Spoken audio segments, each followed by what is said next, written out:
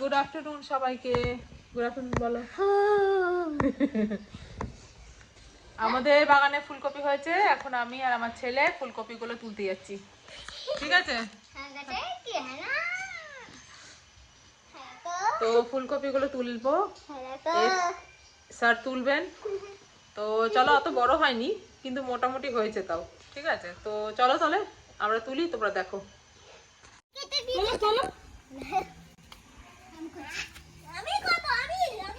তোলো, ওই তো পায়ের কাছে, পায়ের কাছে জেসু, ওই তো পায়ের কাছে। তোলো, এটা তোলো, দু হাত দিয়ে তোলো, তোলো জেসু, এমনি করে তোলো না।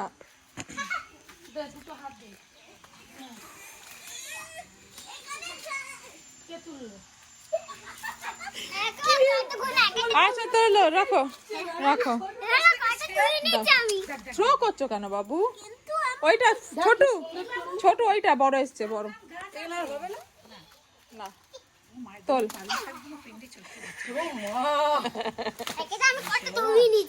ভালো করেছো। হ্যাঁ হ্যাঁ তোলো, পালং শাকগুলো গেল। ওইটা তোল, ওই তোল, ওই চিকেটটা তোল বাবু, ওই দিকেটা তোল স্ট্রেট। আচ্ছা যাও, ঠিক আছে, একটাই তুলেছো, যাও। হ্যাঁ চলো চলো, ওই যে ওই দিকেরটা বাবা, ওই যে ছোট ওইটা, এটা তোলো। পেয়ারা পেকে গেছে দেখো, ওই পাকা। এইদিকে ফুলকপি তুলতে এসে পেয়ারা তুলছে সব, ছোট ছোট হয়েছে বুঝতে পারছে না কি করবে।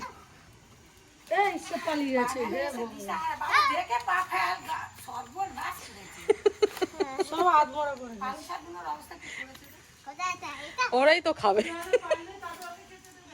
হ্যাঁ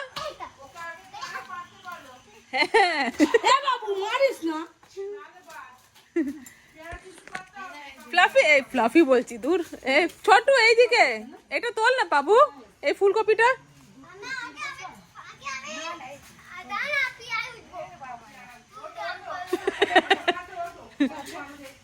ও পেয়ারা উঠবে।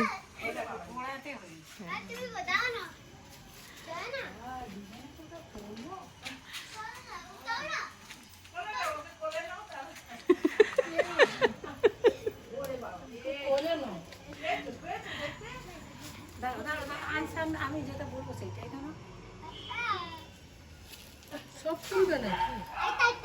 সবগুলো দেখি তো ফুলগুলো হয়ে গেছে, তুলে না তুইও।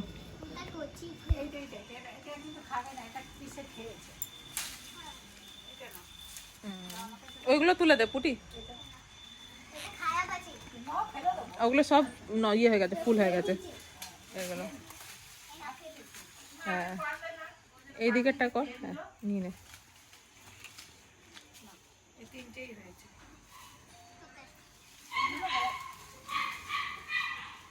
কে এসছে রে?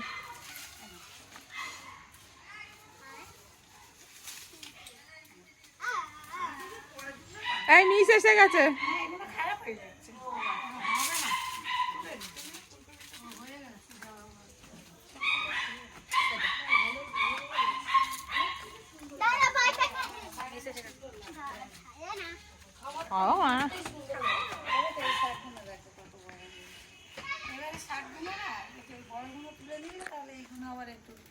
এই পাতাগুলো কিন্তু খাওয়া যাবে না, আমাদের ভিডিও করো না। দেখে কেমন করছে, কোনটা ছেড়ে কোনটা তুলবো।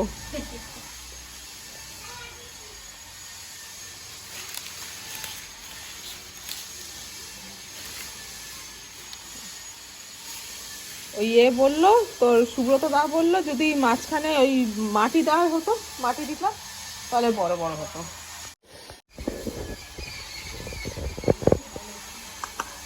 হ্যাঁ আম গাছে, হ্যাঁ রে এবার দেখি হবে।